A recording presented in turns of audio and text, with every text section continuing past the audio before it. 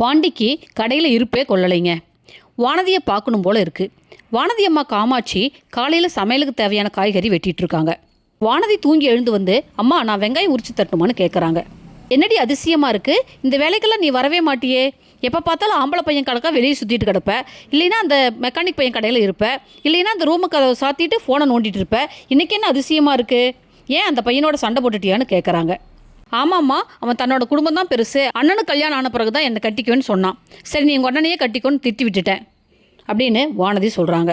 இங்கே பாரு வானதி, ஆம்பளைங்க அப்படி தான் இருப்பாங்க, அவங்க குடும்பத்தை விட்டே கொடுக்க மாட்டாங்க, புத்தி கெட்டு போய் நீ தான் அவன் பின்னால் அலைஞ்சிட்ருக்க அப்படின்னு சந்தடி சாக்கில் காமாட்சி வானதிக்கு அறிவுரை சொல்கிறாங்க. பாண்டி இருப்பே கொள்ளாமல் பைக் எடுத்துகிட்டு வானதி வீட்டுக்கு வராருங்க. வீட்டுக்குள்ளே போகிறதுக்கு பாண்டிக்கு தயக்கமாக இருக்குது. வெளியே கேட்டு வர போய் வானதி வராங்களான்னு நின்று பார்க்குறாரு. திரும்பவும் வண்டிக்கிட்ட வந்து நிற்கிறாரு. சரி யார்கிட்டையாவது ஹெல்ப் கேட்டு வானதியை வெளியே வர சொல்லலாமான்னு பார்க்குறாரு. அதுக்கும் தயக்கமாக இருக்குது. கடைக்கு போயிட்டு வந்த வாணிக்கும் பாண்டி வெளியே தவிச்சு போய் நிற்கிறத பார்த்துட்டு சிரிச்சுக்கிட்டே உள்ளே போகிறாரு. அவரை பார்த்ததும் பாண்டிக்கு என்னவோ போல ஆயிடுச்சுங்க. ஏமா அந்த பையன் வாசல்லையே நிற்கிறான், எந்த பையன், அதான் அந்த மெக்கானிக் பையன் அப்படின்னு மாணிக்கம் சொல்ல வானதி துள்ளி குதிச்சுட்டு வெளியே ஓடி வந்து பார்க்குறாங்க. ஆனால் நம்ம பாண்டி சரி இனிமே வானதி வரமாட்டாங்கன்னு முடிவு பண்ணி பைக் எடுத்துகிட்டு கிளம்புறாருங்க. வானதிக்கு பைக்கில் கிளம்பி போகிற பாண்டியோட முதுகு தான் தெரியுதுங்க. ஆனாலும் வானதிக்கு பாண்டிக்கிட்ட பேசலைனாலும் பாண்டி தன் வீடு வரையிலும் தன்னை தேடிட்டு வந்தது சந்தோஷமாக இருக்குதுங்க. பேரனுக்கு அனீஸ் பையா சாப்பாடு பரிமாறுறாரு. என்ன அனீஸ் இவ்வளோ வெரைட்டி கொண்டு வந்திருக்க?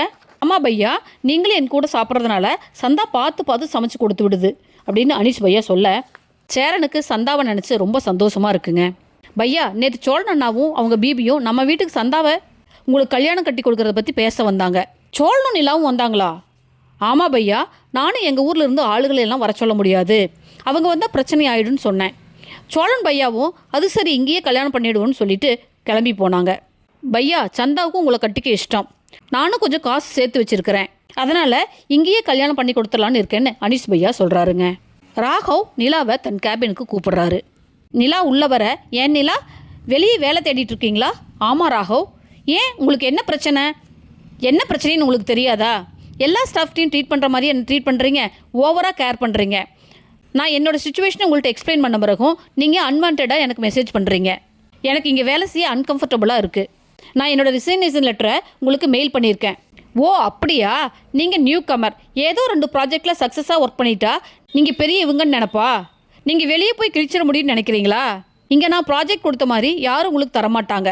என் கம்பெனியில் வேலை செஞ்சுட்டு ட்ரெயின் ஆகிட்டு நீங்கள் வேறு கம்பெனிக்கு போக பார்க்குறீங்க, அப்படி தானே? ஆமாம் ராகவ், எனக்கு இங்கே ஒர்க் பண்ண பிடிக்கல.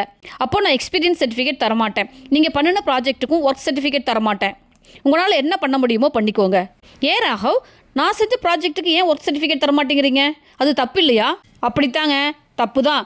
நீங்கள் என் கம்பெனி விட்டு வெளியே போய் என்ன செய்ய போகிறீங்கன்னு பார்க்குறேன். இங்கே பாருங்க ராகவ், உங்கள் சர்டிஃபிகேட்டுக்காக உங்கள்கிட்ட கைகட்டி நிற்பேன்னு நினைக்காதீங்க. எனக்கு ஸ்கில் இருக்குது, அதை வச்சு நான் வேறு வேலை தேடிப்பேன். குட் பை அப்படின்னு நிலா கோபமாக சொல்லிட்டு கிளம்புறாங்க. சோழன் கார் வர நிலா கையை காட்டி கார் நிறுத்தி காருக்குள்ளே ஏறுறாங்க. சோழன் வழக்கம் போல் வளவலன்னு பேசுகிறாரு. ஏங்க, இன்றைக்கி பெர்மிஷன் போட்டுட்டு வந்துட்டீங்களா, இல்லை ஆஃப் டே லீவ் போட்டு வந்துட்டீங்களா அப்படின்னு சோழன் கேட்க நிலா முகம் சோர்ந்து போய் நான் வேலையை ரிசைன் பண்ணிட்டேங்க. என்ன சொல்கிறீங்க?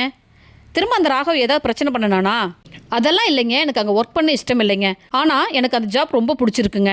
வேறு வேலை கிடச்சதுக்கப்புறம் தான் இந்த வேலையை விடுறேன்னு சொன்னீங்க, வேறு வேலை கிடச்சிருச்சாங்க அப்படின்னு சோழன் கேட்க நிலா அழறாங்க. சோழன் பதறி போயிடுறாருங்க. ஏங்க என்னங்க, என்ன நடந்தது சொல்லுங்கள் அப்படின்னு சோழன் கேட்க நிலா ஆஃபீஸில் நடந்த விஷயத்தை அழுதுகிட்டே சொல்கிறாங்க. நிலா சொல்ல சொல்ல சோழனும் அழறாருங்க.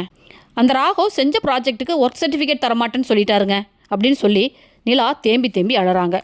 சோழனும் சோழன் நீங்களும் அழறீங்களா அப்படின்னு நிலா கேட்குறாங்க. ஆமாங்க, மனசுக்கு பிடிச்சவங்களுக்கு ஒரு கஷ்டம்னு நினைக்கும் போது அழுக தன்னை போல் வருதுங்க. அந்த முட்டா பையன் சர்டிஃபிகேட் தரமாட்டேன்னு சொன்னால் என்னங்க, நீங்கள் அழாதீங்க, பார்த்துக்கலாம் விடுங்க.